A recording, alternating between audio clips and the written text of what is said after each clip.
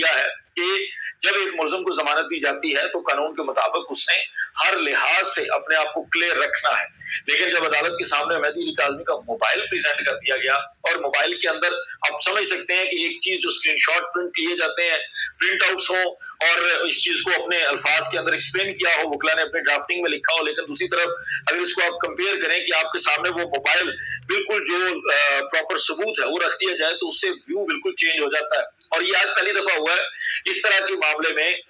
इससे खबर भी जब मेहदी अली काज़मी की तरफ से इनकी जमानत कबल गिरफ्तारी के अंदर ये इल्जाम लगाया गया था जो 21 जुलाई के मैसेजेस थे, तब मेहदी अली काज़मी का मोबाइल फोन कोर्ट के अंदर प्रेजेंट नहीं किया गया था, ना ही ऑनरेबल कोर्ट ने ऐसी कोई डिमांड की थी। आज जब मेहदी अली काज़मी का मोबाइल ऑनरेबल कोर्ट के सामने रखा गया है तो बिल्कुल जज साहब का व्यू चेंज हो चुका था, जिस पर मुलजमान और मुलजमान के जो वकला है, पुलिस अफसरान है, जो रिपोर्टेडली जो मैंने सुना है, जो पुलिस अफसरान हैं उन तक के पसीने छूट रहे थे। और जो सईद रिंद है वो दिखावे के लिए, अपना मान जताने के लिए, अपने आप को बड़ा साबित करने के लिए, क्योंकि वो जहीर का इस वक्त गार्डियन भी है, तो जहीर का गार्डियन होने के नाते जो कॉन्वर्सेशन सुनी गई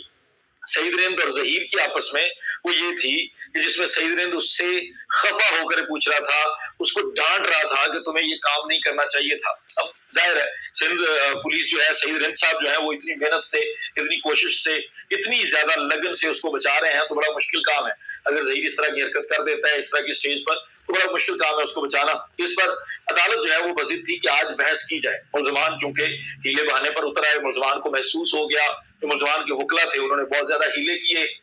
और बहुत ज्यादा बहाने करने के ऊपर जब उन्होंने 15-20 दिन की तारीख मांगी तो अदालत ने 24 अक्टूबर मंडे का, और ये तक कहा है कि चाहे 3 बजे आ जाओ, मैंने मंडे को इस केस को चलाना है, मैंने मंडे को इस जमानत मनसूखी की दरखास्त के ऊपर अपने मामलात मुकम्मल करके इसका फैसला सुनाना है, लिहाजा तुम लोगों को मंडे से ज्यादा मैं टाइम नहीं दूंगा और 24 अक्टूबर को तुम आओगे। अब जो लग रहा है बज़ाहिर जो व्हाट्सएप चैट डायरेक्टली जज साहब ने मोबाइल के अंदर देख ली है, उससे अभी तक जो लग रहा है कि जहीर साहब जो है वो मंडे को अगर फैसला सुना दिया जाता है, मंडे को इस दरखास्त को निपटा दिया जाता है, तो बज़ाहिर लग ये रहा है कि प्रोटोकॉल वही होगा लेकिन तरीकेकार मुख्तलिफ होगा। अगली सीट से शायद पिछली सीट में मुंतकिल कर दिया जाएगा और वहां से आईजी साहब के जो गुलाम नबी मेमन साहब के मेहमान खाने की बजाय आईजी जेल खाना जात के मेहमान खाने जो कि जेल कहलाती है वहां पर मुंतकिल किया जाएगा मंडे को। जी जो भी अपडेट होगी वो आपके सामने जरूर रखेंगे। बहुत शुक्रिया। अस्सलाम वालेकुम। हमें रखा गया तो सईद रिंद साहब चूंकि तफ्तीशी अफसर ने कोर्ट में मौजूद होना है और कुछ और पुलिस के जो प्रोटोकॉल वाले लोग हैं जो जिनको ये प्रोटोकॉल की ड्यूटी दी गई है, जिनको जो हो सकता है कि आईजी गुलाम नबी मेमन साहब की तरफ से या और जो भी इनके सोर्सेज हैं जहीर अहमद और इनके जो अहले खाना है इनकी तरफ से जिन लोगों को हायर किया गया है, जो लोग इनको प्रोटोकॉल दे रहे हैं, वो लोग भी कोर्ट के अंदर मौजूद थे। और जब जुबरान नासिर के आर्ग्यूमेंट्स चल रहे थे और जब ऑनरेबल कोर्ट जो है, जो जज साहब हैं वो हैरान हो रहे थे और जज साहब की तरफ से जो एक जेस्चर आ रहा था जिसमें जज साहब खुद हैरान थे कि इस कदर संगीन नोयत के इल्जामात के अंदर जो मुल्ज़म है वो इस हद तक जा सकता है, वो कर सकता है, जिस पर मेहदी अली काज़मी ने एक जो परेशानी है ना जज साहब की वो दूर कर दी। मेहदी अली काज़मी ने अपना मोबाइल फोन निकालकर अदालत के सामने रख दिया। आज मेहदी अली काज़मी का मोबाइल फोन अदालत के सामने रख के हर चीज व्हाट्सएप की कॉन्वर्सेशन के अंदर दिखाई गई, जिसके अंदर वो 21 जुलाई से पहले वाले मैसेजेस, वो तमाम मैसेजेस आज जज साहब ने मोबाइल पर खुद देखे। और इससे कबल मैंने आप लोगों को बताया कि स्क्रीनशॉट्स लगाए गए थे, कोर्ट के अंदर आर्ग्यू किया गया था और कोर्ट ने उन चीजों के ऊपर ही एग्री कर लिया था। आज भी अदालत एग्री कर रही थी, लेकिन मेहदी अली काज़मी की तरफ से अपना मोबाइल भी अदालत के अंदर पेश किया गया और मेहदी अली काज़मी के मोबाइल के व्हाट्सएप को जो जहीर की कॉन्वर्सेशन थी वो सारी निकाल कर ऑनरेबल कोर्ट को दिखाई गई कि हजूर ये मोबाइल है, ये व्हाट्सएप है, इसमें आप डायरेक्टली लाइव देख सकते हैं कि ये मैसेजेस अवेलेबल हैं कि नहीं है, ये नंबर इसका है कि नहीं है, ये आपके सामने खड़ा है, ये बंदा यही है कि नहीं है, ये आपके सामने खड़ा है, इससे आप कंफर्म कर लें। जिस पर जब अदालत ने वो मोबाइल फोन देखा तो अदालत का बिल्कुल व्यू चेंज हो गया।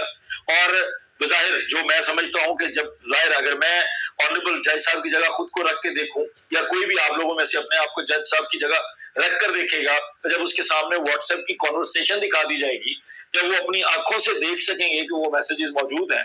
और जो इल्जाम मुद्दई की तरफ से लगाया जा रहा है इस मुलजिम के ऊपर, जिसकी बाबत इसकी जमानत मनसूखी मांगी जा रही है, वो सारी चीजें वहां पर एग्जिस्ट करती होंगी, तो यकीनी तौर पर जज साहब या कोई भी बंदा इस चीज के ऊपर कन्विंस हो सकता है कि ये सरासर इस मुकदमे को इन्फ्लुएंस करने की कोशिश की जा रही है, जिस पर अदालत ने मुलजमान के वकला को कहा कि अब आप अपना मौका बताएं, अब आप इससे किस तरह से भागते हैं, आप हमें साबित करें ये मैसेजेस आपने नहीं किए, अब ये साबित करें कि ये मैसेजेस जो है ये थ्रेट में नहीं आते, ये ब्लैकमेलिंग में नहीं आते, जिस पर अदालत के अंदर मुलजमान के वकला की तरफ से हीले बहाने शुरू कर दिए गए और 10 से 15 दिन 20 दिन का वक्त मांगने की कोशिश की गई। ये बहुत जरूरी आप लोगों को बताना इसलिए है क्योंकि बाद में जो स्टोरी आपने सुननी है, कमरा अदालत के अंदर ये हुआ, कमरा अदालत में जज साहब ने कहा ये तुम क्यों आ गए हो, और वो लोग सुनाएंगे जिनका अदालत के अंदर से कोई ताल्लुक नहीं होता। अदालत के अंदर या वकला मौजूद थे, या मुद्दई मौजूद था, या मुलजम था, या मुलजमान के वकला थे, या सिंध पुलिस का तफ्तीशी अफसर था, या वो कुछ प्रोटोकॉल वाले जो पुलिस के अफसर, या जज साहब, या अदालती अमला मौजूद था। इसके अलावा कोई साफी मौजूद नहीं था। और ये जो इंफॉर्मेशन इस तरह की होती है, या वकला के पास होती है, या पुलिस वालों के पास होती है, या डायरेक्टली जो दोनों पार्टीज होती हैं, तो इसलिए आपको इस तरह से एग्जैक्टली किसी ने बताना नहीं है। लेकिन आज अदालत की तरफ से जब अदालत के सामने ये तमाम शवाहिद रखे गए तो अदालत की तरफ से ना सिर्फ हैरानी का इजहार, नाम ज़हीर अहमद और उसके खानदान के मुकदमे से मुतल्लिक आज जो कमरा अदालत के अंदर समात के अंदर कुछ दिलचस्प किस्म की चीजें हुई हैं वो आप लोगों के साथ शेयर करनी है, क्योंकि ये चीजें ना जबरान नासिर की प्रेस टॉक के अंदर शेयर की गई, ना जबरान नासिर ने जो साथियों के साथ जो एक पूरी प्रेस कॉन्फ्रेंस होती है उससे मुताल्लिक ये चीजें थी। ये वो मामला हैं जो अदालत के अंदर प्रोसीडिंग चल रही थी। आप लोगों को पता है कि कुछ वजूहात की बिना पर अदालत के अंदर जो साफी हजरात हैं उनका दाखिला ममनू है इस मुकदमे के अंदर, और उस दाखिले ना होने की वजह से बहुत सारी चीजें जो है वो हमारे साफी दोस्त रिपोर्ट नहीं कर पाते। लेकिन शायद हुसैन साहब की जुबानी शायद आपने कुछ चीजें सुनी होगी क्योंकि उनके पास इन चीजों की डिटेल्स थी। और जो कमरा अदालत के अंदर हुआ है उसके ऊपर अब आपको एक्सप्लेन करते हैं कि जज साहब के रिमार्क्स किस तरह के रहे, मेहदी काज़मी का रोल क्या रहा, सईद रिंद और ज़हीर की आपस में क्या बात हुई जब ये जमानत चल रही थी, और जो लेटने वाला रोल था जो आज कोशिश की जा रही थी किसी तरह इस मामले के अंदर 10-15 दिन की तारीख ले ली जाए, वो मामला किस तरह का था और मुलजमान के वकला ने आज क्या क्या हीले बहाने किए अदालत के अंदर, वो आपके सामने रखने हैं। अदालत के अंदर जब ये मामला जब समात चली, मैंने जैसे आप लोगों को पहले बताया, जबरान नासिर ने अपनी प्रेस कॉन्फ्रेंस में बताया कि वो सारी चीजें जज इलियास मेमन साहब को कन्वे की गई कि जनाब ने इस मुलजिम को जमानत दी, जब आपने इसकी कबल गिरफ्तारी की जमानत खारिज की थी तो अपने फैसले के अंदर वो भी लिखा था, जब ये 21 जुलाई को थ्रेट कर रहा था, ब्लैकमेल कर रहा था, हरास कर रहा था, और उसके बाद जब आपने इसको बाद गिरफ्तारी की जमानत दी है तो उसके बाद जो ये काम कर रहा है वो आज आपके सामने इसके कारनामे रखने हैं, जो उन्होंने एक एक करके जब अदालत के सामने रखा कि इसने ये मैसेज किया, इसने ये प्रोफाइल पिक्चर लगाई, इसने ये बच्चियों के नाम की धमकी दी, ये सारी चीजें रखते हुए अदालत बहुत हैरान थी। जहां जज साहब थोड़े हैरान हुए कि एक मुलजम जिसके खिलाफ 364 का मुकदमा है, जिसके खिलाफ जो है वो एमएलओ की प्रोसीडिंग पेंडिंग है, जो 375 लग सकती है, जिसके खिलाफ इंसानी स्मगलिंग का मुकदमा पेंडिंग है, वो बंदा किस तरह से अदालत के अंदर जमानत लेने के बाद मुद्दई मुकदमा को कांटेक्ट भी कर सकता है और इस हद तक बातें कर सकता है, जिस पर अदालत काफी हद तक हैरान थी।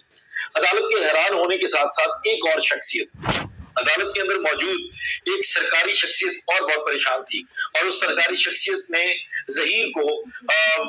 जो भी कह लें बड़ा होने के नाते, ज़हीर के साथ जैसे कोई रिश्ता होने के नाते कुछ डांटा भी है। कुछ ऐसी चीजें भी हमें सुनने में मिली हैं। कमरा अदालत के अंदर जो मामला हो रहे थे उसमें वो जो सरकारी ओहदेदार हैं वो सईद रिंद साहब हैं, और सईद रिंद साहब की तरफ से स्पेशली ज़हीर अहमद को डांटा गया है। ज़हीर अहमद को ये कहा गया है कि तुमने ये क्या हरकत की, हम पहले ही तुम्हारी सारी चीजों को क्लियर करने की कोशिश कर रहे हैं, हम इतनी मुश्किल से तुम्हें इस मुकदमे में बचाने की कोशिश कर रहे हैं, हमने पूरी दुनिया के सामने सिंध पुलिस की बदनामी अपने ऊपर ले ली है, हमने पूरी दुनिया के सामने सिंध पुलिस की कारकर्दगी को जीरो कर दिया है, लेकिन हम तुम्हें बचाने में मसरूफ हैं, तुम्हें प्रोटोकॉल देने में मसरूफ हैं, तुम्हारे तर्जुमान बन के काम कर रहे हैं, तुम्हारी मुलाजमत कर रहे हैं, और तुम ये क्या काम करते फिर रहे हो, तुमने ये क्यों किया। जब ये अदालत के सामने रखा गया तो सईद रिंद साहब, चूंकि तफ्तीशी अफसर ने कोर्ट में मौजूद होना है और कुछ और पुलिस के जो प्रोटोकॉल वाले लोग हैं जो जिनको ये प्रोटोकॉल की ड्यूटी दी गई है, जिनको जो हो सकता है कि आईजी गुलाम नबी मेमन साहब की तरफ से या और जो भी इनके सोर्सेज हैं ज़हीर अहमद और इनके जो अहले खाना है इनकी तरफ से जिन लोगों को हायर किया गया है, जो लोग इनको प्रोटोकॉल दे रहे हैं, वो